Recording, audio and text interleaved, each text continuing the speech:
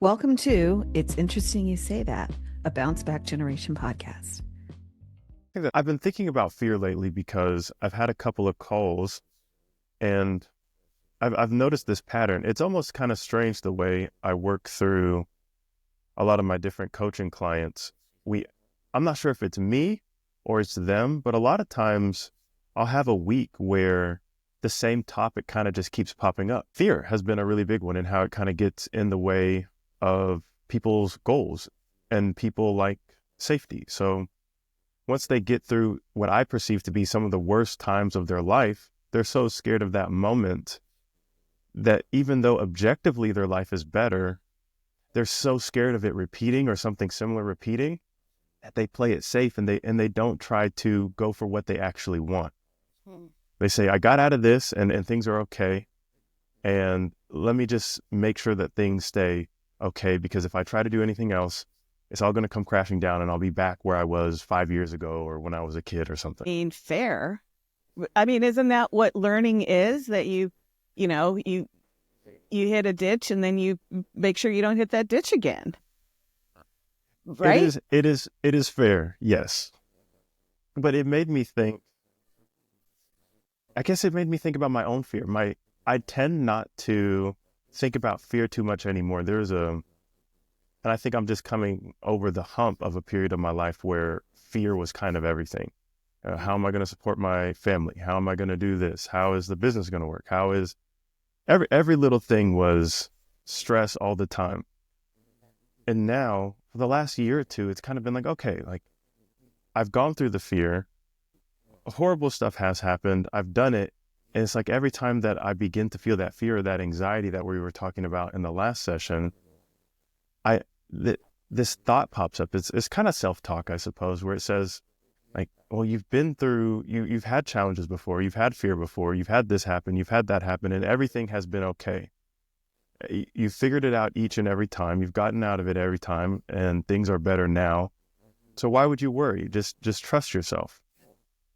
And I've been able to say that enough times to where anytime fear kind of pops up, I just say, well, it'll be okay. So even though I might be scared, I was like, it's okay. Like, you'll be fine. And I just go through it and I forget about it. And I don't go through that whole thought loop of what could happen, what if this happens, and everything like that. But it made me think, hearing it from some of my clients, that it's been a while and I should actually really think about fear. I keep saying it's okay and it's okay and it's okay. And that's great. It's getting me to the next day. But sometimes I think it's worth it to actually go into it, even when you think you're okay, because it's not some trivial thing. Fear is not some trivial thing. And you can kind of, in a naive way, think you're not scared and just keep things moving all the time. And so I wanted to come today and maybe talk about fear and how it relates to your goals. If you're not in that fear, like, where does fear kind of play a role in your life when things are good too? And how do you get out of it when things are bad? How do you kind of put it to the side or deal with it or carry the weight of that fear as you move forward? Yeah, it's, for me, I think the best way to deal with fear is to embrace it, and not in like, oh, I love my fear, but you take it on and you kind of look at it and say, who the hell are you? What are you? Right? Where did you come from? What the, F are you? And there's different ways of looking at fear. So when I started to learn about our nervous system and how our nervous system reacts to fear, that's a very mechanical way to look at fear. And I find it very, very informative. And we've talked about this a few times, that we are threat detecting machines inside our brains. And that is what keeps us alive. It keeps us safe, or it attempts to. And so what happens is our brain is constantly scanning what is going on in my environment that could be a potential threat. And so you could, let's go back to caveman times, and you see a mammoth, pounding its way through to you, and you're in its way as it's, or it's going to attack you, or it's just running in, and before you can calculate well, should I run left or should I run right? Or should I, your brain is going to kick in and figure it out for you. And it's going to send messages to your nervous system, run, or, pick up your spear and throw it at the mammoth, or freeze up so it doesn't see you and it's not your prey. You're not its prey. So that's very effective. Okay, now fast forward to 2025 and you have that in you. Okay, now connect that with the fact that you're going to have memories that happened. And so maybe your memory is, I invested money in something and I lost all that money. And during that time, I was, wearing a certain kind of outfit, or I was dating a certain person, or, whatever that connection was. I'd quit drinking coffee or something.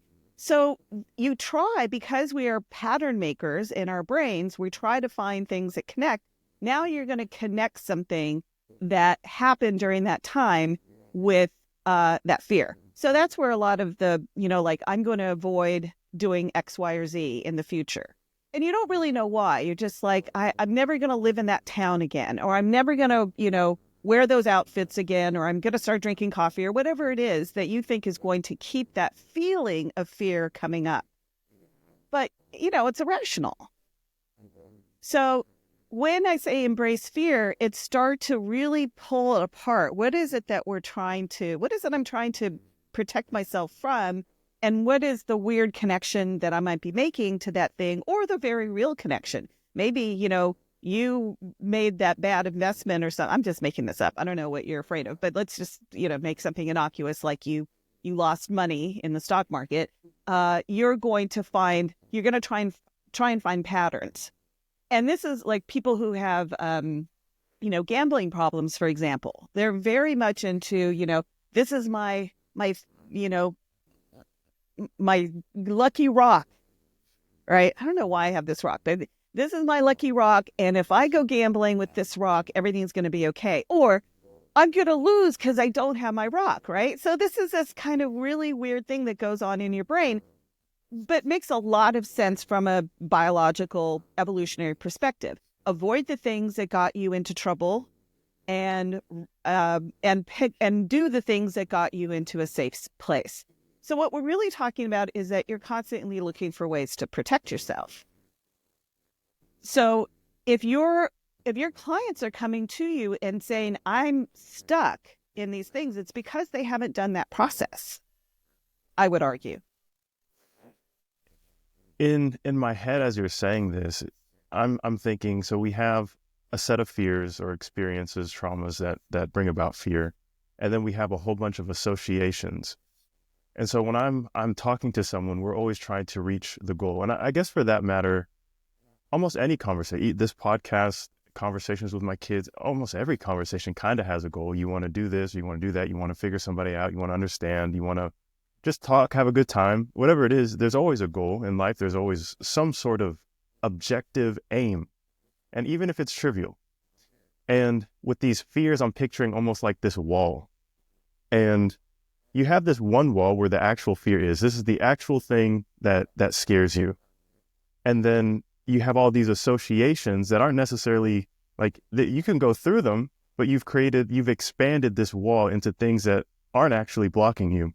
And so when you go to try to talk to someone, you go to try to go for that goal, now it's not just this one path you can't go down because you're scared. Now it's like all of these others that you've walled off because you've created these associations. Well, I mean, that's what therapists do. That's what you do in your work, is you peel back. You keep, it's the onion thing. You keep peeling back. Well, I was afraid of, going back into that line of work because it didn't work before. So I'm not going to go back into it. Well, peel that back. What happened in that line of work? Well, I tried to, make it work. And so, I'm going to give you a personal example. So as you know, I've been doing bounce back generation for the past 5 years, and we didn't lose funding. We just can't get funded anymore. Nobody wants to pay for what we do. Right. So I went into a minute. I didn't do this for too long. But I went into a minute of maybe I shouldn't be doing this because nobody wants it. It's not, who are we helping? We're not really doing any good in the world. If we were, then everybody would be rushing to our door saying, here, I'm a foundation or I'm, an agency. I want to give you money. And I had to face that fear, which comes from a deeper fear that I'm going to live a life that has no impact. And what's deeper in that fear that I never got noticed, for doing the things that I thought were pretty cool when I was yet little, for example. Like I thought I was pretty smart and pretty interesting, and I wasn't recognized for that. I was seen as like, whatever. There are a million different things I can tell you that how I thought people saw me. And then I peel back that even more, and it's like, well, I don't think my parents loved me very much. I don't know that they loved me. And then I had to peel that back and say, well, do I feel that I'm lovable? Do I, so you keep going through that. And once you face all that, you realize at the end of that, it's like, there's a wisp of smoke. There's nothing there. It's just a construct that I structured in my mind that maybe started at a thought when I was 3 years old or 4 years old, because I made a picture and I took it to my mom and said, look at my picture. And she said, don't bother me right now. And then well, my picture's must not be good, or I must not, that's how we do things. And so, of course, my brain was going to go, I better protect me and start building these layers of things on top of me. And for people who have gone through a lot worse, and we've talked about some of this stuff, those can be very, very deep wounds. So I'm using a very simple example of, I took a picture. My mom said, oh, I'm busy. Some of us were treated with cruelty and disregard and disrespect. And so, of course, we have very strong walls inside of us to keep us safe. And that's why we have the building blocks of protection. The first one, building blocks for life. The first one is protection. We have to recognize that we need protection, but also how our protection could be manufactured by us, walls that we built ourselves. How long did it take, or I was going to ask, how long did it take you to peel back those layers? So, when you have that moment of, what if this doesn't work? You're able to go almost like bring up this Rolodex, like, oh, this is exactly why I'm scared. And now this wisp of smoke pops up, it's gone, and I move through. How long did it take you, but how long, and I know it's kind of variable, but how long do you think it's realistic for someone who's going from zero that has to go through all those layers till they have that narrative, or that they connect those dots? It took me 58 years and a half, which is how old I am. It's an ongoing process. I don't think that it's like, one and done and you figure it out. I think the main thing is you have to have the bravery and the support to do that. And for me, that's lots of things. That's having my own process for myself and deciding to be kind to myself and love myself. It's like, if nobody in the world loves me, I'm going to love myself, kind of thing. It's, self-help books and spirituality, it's all of those things, having gone to therapy and doing group therapy and talking to friends, and also we have to decide in ourselves who we want to be. What is, that's the values thing. Who am I? What are my values? And if you ask yourself those kinds of questions and you have the bravery to do that, and by bravery, I don't mean like, oh, you're cowardly to do it. It's that it is very hard. It can bring up things that feel very painful. And, my favorite saying, I said this to my cousin when she was, it's not famous, it's famous to me. My cousin was breaking up with her boyfriend. This is years and years ago. And she came to my house, and I remember she was kind of laying in a bed that I had in an extra room, and she was very sad. And she said, how do I get over this? And I said, pain is a forest you have to walk through. You just got to walk through it and get to the other side. And that's how I feel about it. Maybe other people think there's other ways to do it. That's it. That's the work. why does nobody want to hear that it takes time or like the pain? Like you just have to go through it. Because who wants to suffer? I mean, you've already suffered. You suffered, and that's why you built those structures in your mind and around your heart and all of that, because you didn't want to suffer anymore. So why would you sign up? Yeah, let me. I'm here. I'm signing up for suffering. And the way I kind of came to a realization was that I don't like suffering unless it has a reason, a purpose. Like I will suffer and sacrifice, you know, it's a little thing, but I always give my son the best piece of meat, for example. That's my little sacrifice that I do. I always give him the best dish that I lay out. He doesn't know this. He thinks that he's always like, oh, why can't I get that piece? And that's my little sacrifice that I do because I love him. And it's a way for me internally. I don't say this to him. I'm not like, I'm giving you the best all the time. It's my way of, there's a purpose to it. There's a point to the suffering. Unnecessary suffering is what I don't want to do. And I feel like constantly living in that fear and those, with those barriers is suffering. It's constant ongoing suffering year after year in your life. So if you're going to suffer for a short time, go through that process because it's a necessary suffering that serves a good purpose versus years and years of just suffering because you're afraid of everything. During your most intense periods of suffering, was it all bad, or do you remember periods or like little things that made you feel like that helped you get through? Or was it like I have a month or I have a year or two and it was just kind of just dragging yourself through it? It was a combination of all those things. I mean, you still get up every day, or most days, I suppose. It depends on, everybody has, I think, a different way of going through suffering. I mean, how many people do you know who suffer and you know it every day and they tell you every day? And there are other people who are suffering and you don't even know until they hurt themselves or they end up in a hospital somewhere.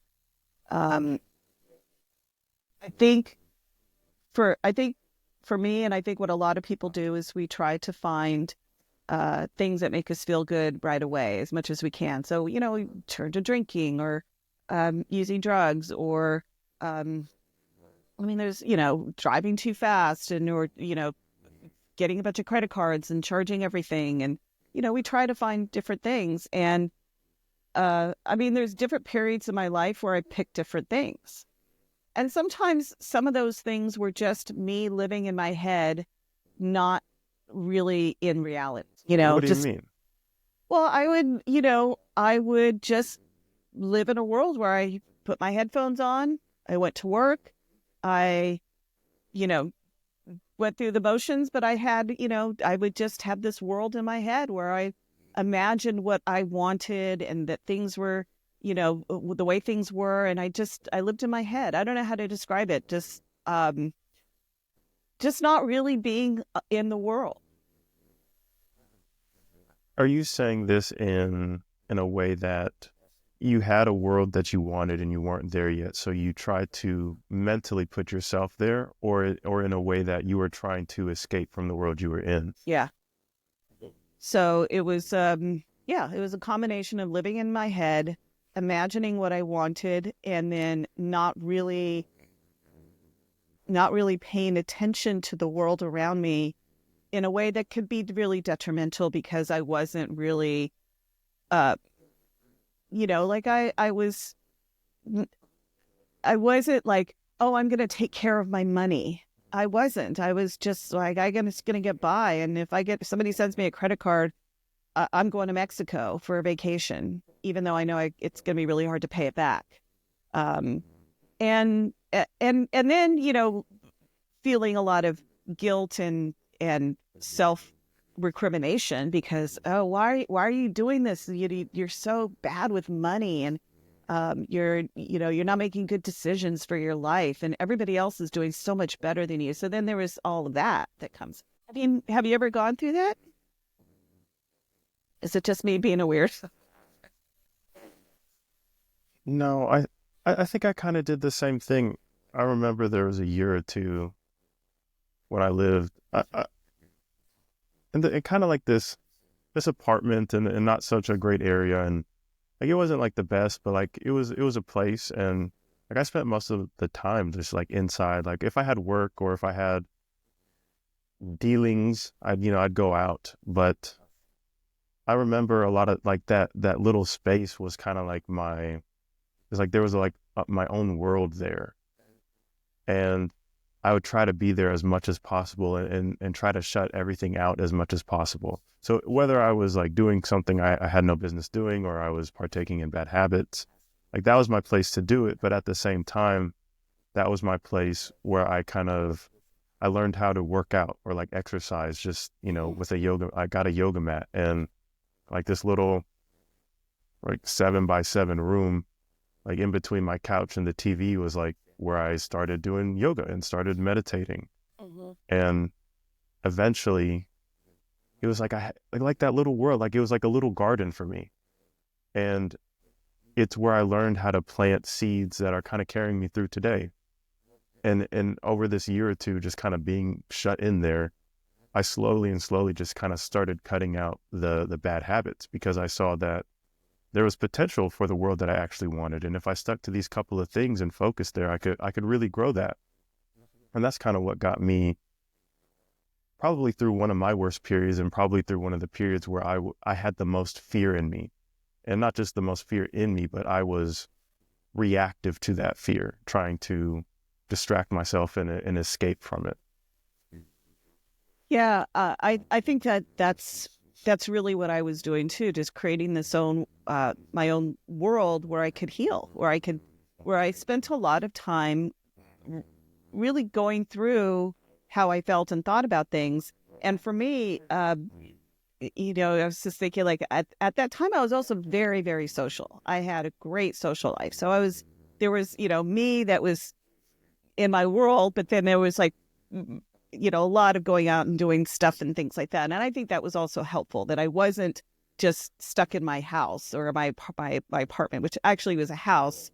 That there was a house that I lived in on Dolores Street in San Francisco. What I did do a lot of was put my headphones on and I walked. And I would walk across San Francisco. I would just be like putting my headphones on, and I would walk to work. I'd walk from Dolores Street to downtown San Francisco to Montgomery Street, and then back every day. Walk to my brother and sister-in-law's. There's probably an archetypal representation of that kind of time that a lot of us go through. And what makes it a little bit difficult for some people is that, this is me, like 20s and then 30s, and I didn't have kids to take care of. The most I had a cat. I mean, a cat or a dog, right? And I think for a lot of people who have those kinds of responsibilities, they may not have the opportunity to do that. And it's very difficult to have to spend that kind of time on yourself without ignoring your responsibilities to other people, especially to children. I know, you know, hopefully maybe my mom sees this, maybe she doesn't, but she told me, and I know how it's going to sound, but she told me she never really wanted kids. And she kind of just went along with, the idea that you get married, you have kids, and you do that. That's what you do. And before that, I know she was a nurse, and she really enjoyed her life. She was really social. And so as a kid, I got to see, and it wasn't until I was an adult that I kind of understood. She made a choice that wasn't, it was her choice. She chose to. But it might not have aligned with her perfectly, because when she was a kid, they moved from El Salvador. So she had like 4 brothers and sisters. So she had to take care of them all. Her mom didn't speak English. So she was pretty much like the one who had to do everything. So when she got her independence, It was great, Oh. but then she kind of felt the social pressure to go ahead and get married and have kids. And I was the only one. They had to do in vitro to have me. So anyways, what I'm trying to get to, I know that's a lot of backstory, is seeing, like, hearing my mom say that doesn't hurt me, because she said it with, like, just almost like such a realness. Like it was like I got to talk to her without, like, her being my mom. Yeah. And she just told me that. And I was like, and I felt like I was able to receive that just as a person, not particularly her son. And it also doesn't hurt as much because she was a really great mom. She, well, she was a great mom, I think, for the hand she was dealt. I'll Mhm. say that. And where am I even going with this? I don't know. Well, It just, that no, well go that, ahead. that we were talking about how you know you don't get that opportunity to explore yourself as much when you're responsible for another human. Yes. And seeing my mom, and then also hearing the backstory and being able to understand where she is, how she got here. She went through a really difficult time. And I think objectively, just looking in on her, trying to separate myself from being a child in that situation, she became very resentful of that. And she became very angry because of that. And now I have a handful of clients that are single moms, and they've just gotten out of relationships. Now they have to be the breadwinner and take care of the kids and still deal with, like, why did this relationship not work? Why did I get into it in the first place? And then who am I? And Mhm. I think it's such a complex and difficult situation to work through. And it's not even like something that you figure. I personally don't believe it's something that you figure out. It's more something like, these are the choices that I made. This is where I am, and now I have to make the most of it. And I think that's what my mom did. She made her choices. She's more or less happy with the choices now. She has her grandkids, and she sees them every other day and gives them. I came to pick him up. My son has like a jug of milk, a lollipop, and a sausage in one hand. He's like, "Hey, Dad, what's going on?" And so she's Yes. happy now. But for her, it took that period of 20, 30 years. I think her period was about 20 or 30 years until that suffering, like, really paid off for her. And I think she's coming into that part of her life where she's really starting to think it was all worth it. Not to Oh. say like I wasn't worth it or anything. She loves me and I love her, Yeah. but to be real, um, at least from my perspective, I'd have to talk to her, but I would say that's pretty accurate. It took her 20, 30 years to kind of get through that period of, like, maybe she has a little bit of time here, maybe she has a little bit of time here. It wasn't like she got, I got a year or two to figure it out. And just, that was on me. I didn't have any responsibility. And I think in some situations, you have to be realistic about the time that you actually have, given the responsibilities that you have. Well, that's why, we do things like this, because hopefully we have figured some stuff out, you know, and not only personally, but also professionally, that we work on these issues so that we can give people, uh, a chart to follow that can help them do some shortcuts. So maybe you don't have to spend 2 years, wearing down your shoes, walking through San Francisco with headphones on, listening to self-help tapes so you can like figure out what's going on with your brain. You can just recognize that, look, I know that over the course of my life, I have built up all kinds of things that I'm afraid of. And that is what my brain has done to protect me from things that have happened to me that have been really bad. And now I want to start to look at those things, but I might want to start to look at them with the help of a coach, with the help of a therapist, with the help of a self-help book or something.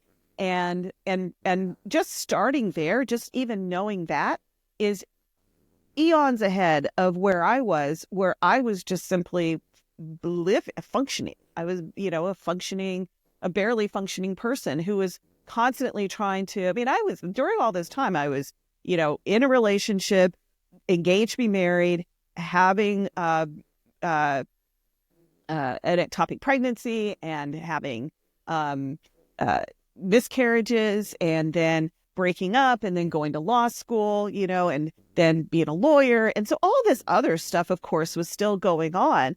And that's a long period, but that was a long period of time, good 20 years or so of just being like, who am I and what is going on? And I was afraid of everything because we talked about this. I had anxiety attacks all the time. So hopefully what we're giving people is a little bit more of a map. I wish I would have found someone to talk to. My way was content, reading, podcasts, YouTube videos, because I was more introverted. I was actually really embarrassed about the situation that I was in. And I felt like I wasn't, I guess in a way, like not good enough. Like I should be somewhere else and no one needs to see me like this. Mm-hmm. But I think if I would have reached out, especially to, like, say, a nonprofit, like I was kind of broke.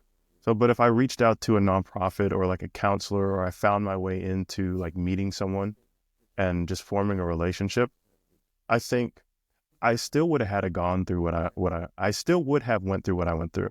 Mm-hmm. But I notice when you're able to talk it out, or you're able to get that information that you need, like that, you exclude so much of that unnecessary suffering. So there's a certain amount of suffering you're just going to have to go through. But when you have people there, you have that network, or you have some resources that are available to you, you can, I don't know, like you cut down like 20, 30, 40, 50, 60% of that unnecessary suffering. Right. And I was just a little too stubborn to do that. And I think I'm still there. And not to say like everything's healed, I'm perfect. I think I'm not. And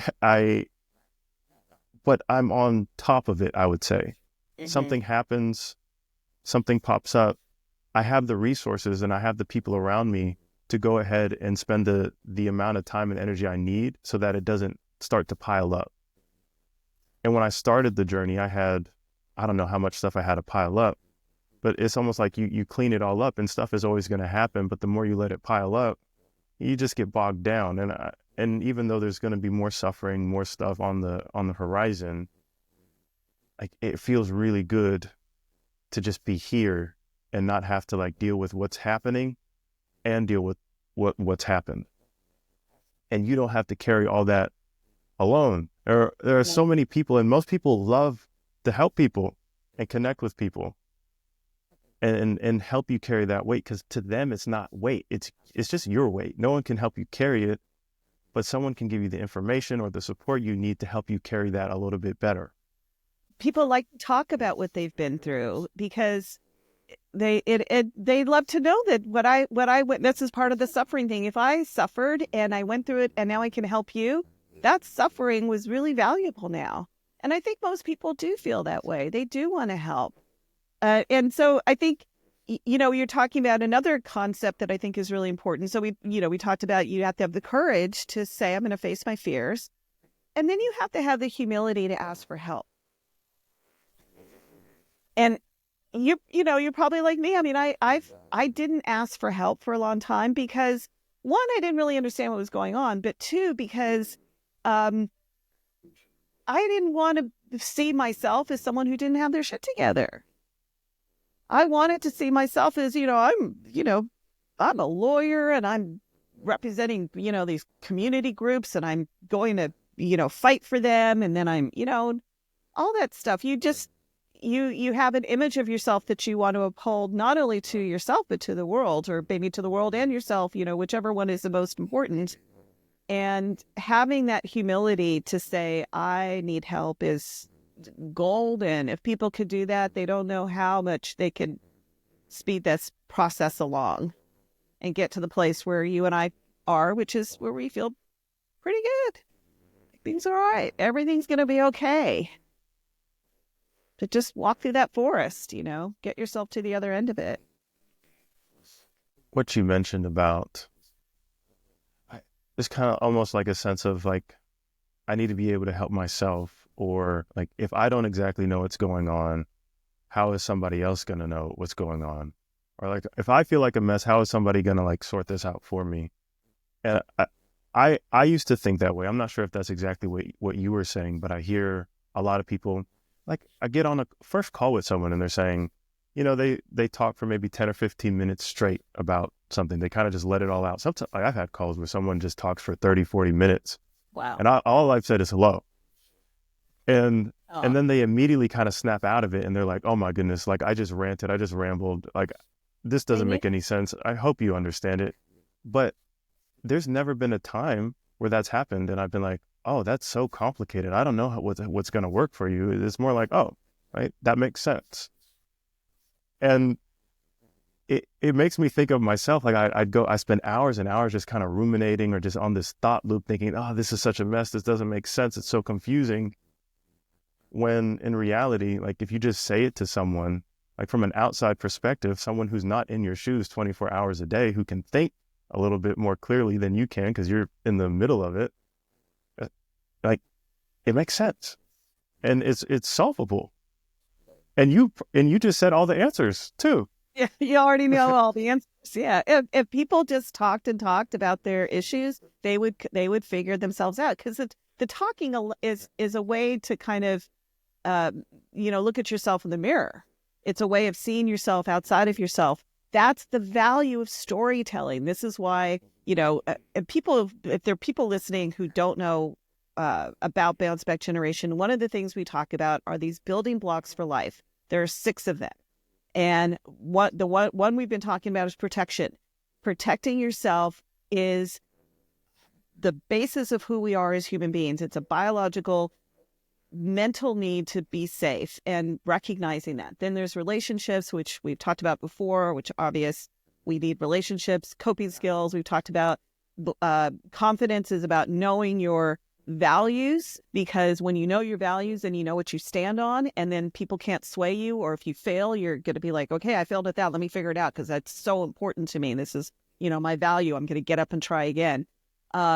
Belonging, it's important to belong somewhere. And then storytelling is about being the author of your own life story. It's about being able to talk about your life story from an emotional as well as, timeline perspective. A lot of people who have gone through trauma, and I know that this is true for me, do not have a very good sense of time. And I'm not somebody who could say in 1973, this happened. In 1985, this happened. I mean, there's a few milestones that I've kind of put together in my head, like, I graduated high school in 1983, so this, things like that kind of, but I still do not really have a narrative. But what I have worked on is an emotional narrative. What happened to me here? This is, kind of emotionally the things that I went through. And here's another thing that I think that I'm studying right now, and I'm going to share a little bit because I'm, don't have it all figured out, but it's definitely something we should talk about. The way our brains work is we have these frameworks that we set up in our minds, right? So what is right, what is wrong, what's moral, what's immoral. And once we have those frameworks set, and they can be set in childhood, they could be things that we come up with on our own. A lot of that framework, for example, gets changed when we go to college, if we go to college, right? Or if you take a great class in high school that, like right now, my son is in a government class and his eyes are opening now to a lot of stuff that he didn't think was going on in the world. So then you can reset those frameworks. But we have these frameworks. And the reason why, when you were saying when people come to you and they talk for a half an hour or 40 minutes about their issues, and the reason why it's not complicated to you in an overall grand scale is because it probably fits into some sort of human pattern. That there isn't, and that's why archetypes are important. That's why storytelling is important, because we pattern things out so that then we have our story becomes workable. You can see where you are. That's the hero's journey, for example. You can see where you are in a hero's journey once you understand what that archetype looks like. There's an origin story. If something traumatic happens, there's, a secret that you have to keep about yourself or something that's happened to you. You need to find a mentor or a sidekick. You need to face your kryptonite. You need to hone and work on what is your superpower. That's just one of so many different archetypes. And so I think it's really important while someone is going through this to, watch movies about people who have gone through what you've gone through. Read stories, talk to other people who have gone through what you've gone through. And that is going to help you to see the pattern that was going on in your own life. So having said that, can you think of a pattern that you played out while you were going through your kind of process? Let's just say your whole process where you were recognizing that you were kind of getting yourself into a ditch, and then recognizing you're in a ditch, and then, having that little space in your apartment where you work things, you started doing yoga and you started saying, hey, I can see where I have some control over my life, basically, and then started to grow and build from there. I think maybe first it was just like a very crude sense of what actions are digging this further and what actions are getting me out. And at first it was almost black and white because I wasn't able to. So now I can tell almost in the moment, is this getting me further to my goal or is it not?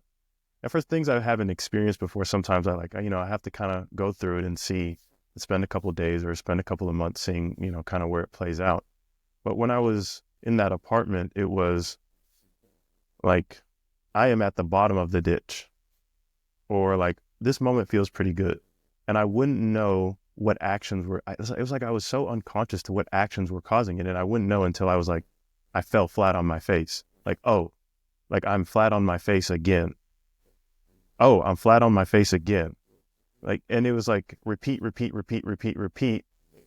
And then somewhere in all those repetitions, like something kind of popped up where it was like, why? And then after I fell, or after I was kind of digging the hole deeper, or, shit hit the fan or whatever. It's like, okay, like I'm starting to notice that pattern. And maybe that's maybe closer to the answer. I am noticing the pattern of being in my rock bottom, or like feeling depressed or feeling anxious or whatever it is. But it was like this particular moment, particular experience of just feeling like no opportunity. Like I was building something, I was somewhere, but then like I spent, a weekend drinking, or I spent a weekend doing whatever.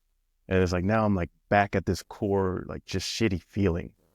It's like, after so many times of that, I just started asking like, okay, this is a pattern.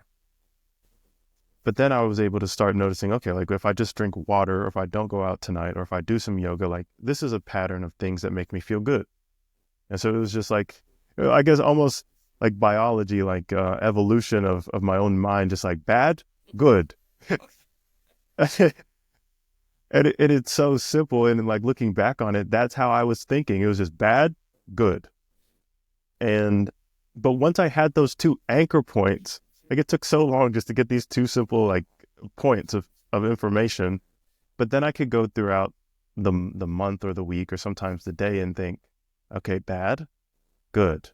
Okay, bad, good. It's like I could take steps. It wasn't just like, I'm running, and then boom, I've wiped out. It was like, okay, I can step, and bad, good, bad, good. But after a little while of kind of like slowly just kind of creeping around and saying bad, good to myself, it was like I could walk, and then I could like kind of jog a little bit, and then I could run, and then I'd fall, and then I'd start over. But the more, it's kind of like learning to walk, I guess. Like this is how you walk, and then this is falling. Mm-hmm. And then just trying to see if I could do it a little bit faster, a little bit better, until like fast forward till now, where it's almost, there's still a lot of new things that happen, but a lot of things are kind of automatic. Okay, good and bad. And I don't have to think it out. It's just, and I don't have to think it out, and I don't have to weigh out whether to do it or not, or to carry out the action, or to refrain from the action. It's almost just ingrained. Like, when you're playing basketball, you're playing a sport and you know how to play, you don't think dribble, shoot. Mm-hmm. Because the game's moving way too fast to do that. But when you're at practice and you're first learning, you have to literally sit there and be like, this is how someone tells you, this is how you dribble, this is how you shoot, these are the rules. And But once you get good, you're just playing and you're just doing it. You know it. It's instinctual, it's muscle memory. And then when new things start to come, like you can kind of start to, you play well, you do some tricks, or you make a cool shot. And that's kind of how I picture this pattern of how I've kind of learned how to go from bad to good, to just like just doing what is better for me, and refraining from what's not. Yeah, and I'm sure there's a million stories of that kind of process where the person is, you know, set back in life, and they want something really badly. They want to work at something. They have a desire to do something, or at least a desire to get out of where they are, and they have to, you know, step by step learn what works, what doesn't work, experiment until, and try until they figure out where they're going to find success. And like you said, you started to notice that there's patterns to success, and there's patterns to failure. But that gets us back to the fear then, because sometimes those patterns become so unconscious that we then block ourselves from trying new patterns. And so there could come a time when the pattern doesn't work for you. Yeah, and you know, you're walking through life, and it's like, yes, if I do this, I feel better. No, if I, but there might come a time when you need to start to do things that maybe won't work for a while, and you have to allow yourself to have. So, and I've noticed this in my own life, that when I start something, you know, I've had several careers, and not because I like, oh, I'm going to try this thing, but just organically new careers have come up based on how many skills I've built and things like that.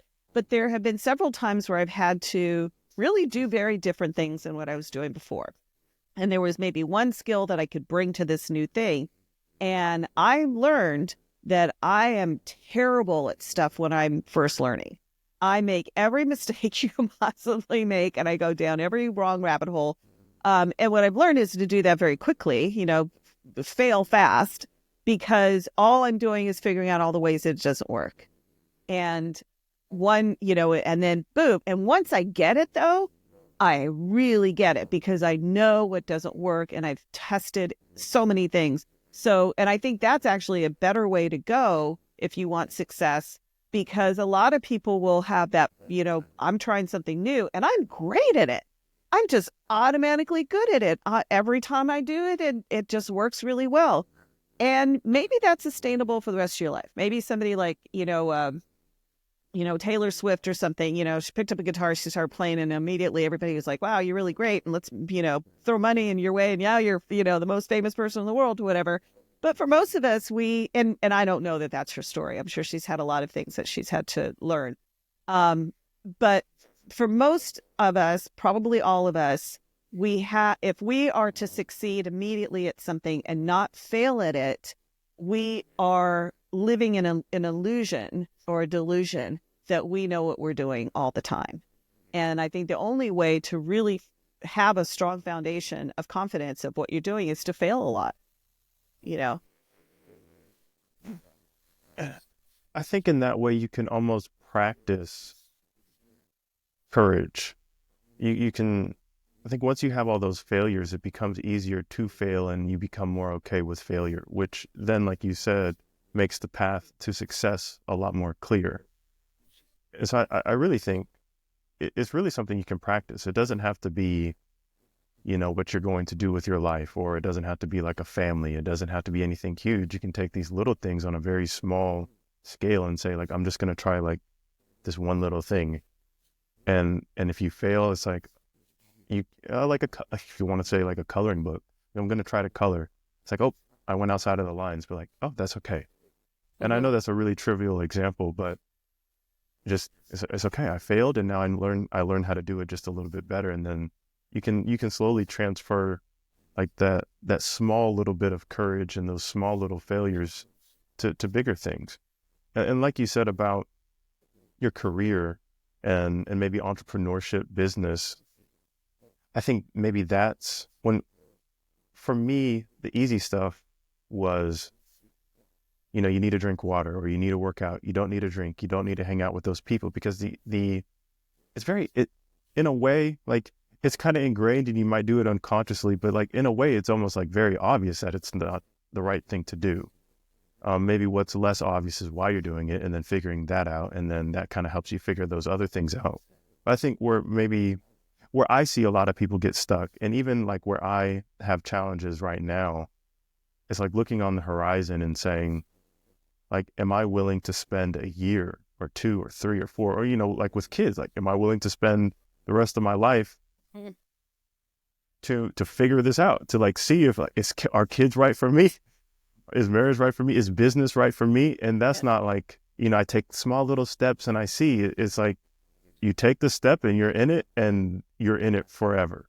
Or with a business, they might fail and you can go get a job. You can do whatever you want to do. But seriously, like starting a business is going to take you, unless you're like a Taylor, well, I don't know Taylor Swift, but unless you're like just like one of those whiz kids, you're a genius and it just works out for you.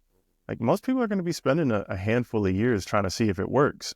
And I think a Mhm. lot of people get scared. Like if I invest this time, or like if I invest this money into that stock, or I invest this time and energy into this person, like, and I don't know until it works, like for like 3, 4, 5 years, like that's really scary, because you think 5 years and that's a good portion of your life.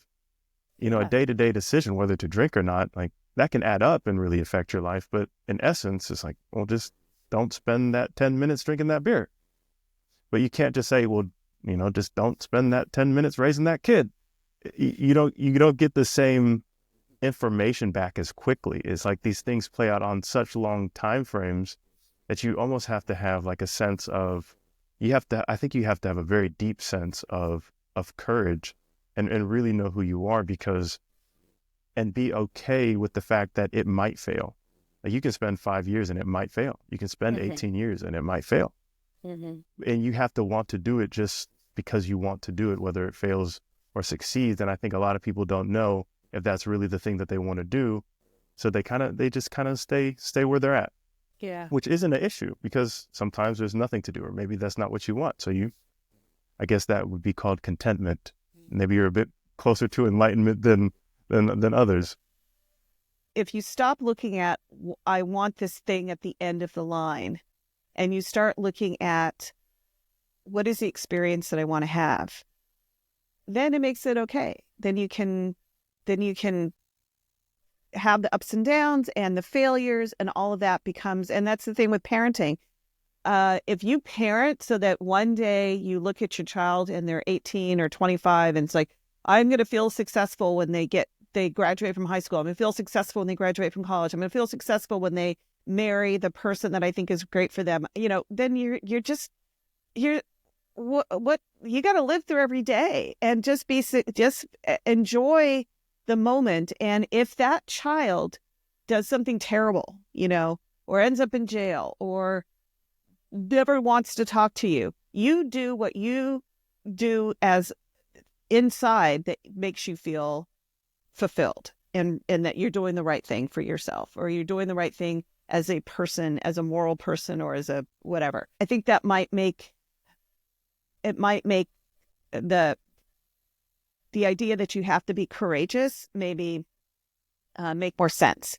Have courage, have humility, and you don't have to act if you don't know what you need to do or what you want to do. It's okay to just say, I don't know what I need to do right now.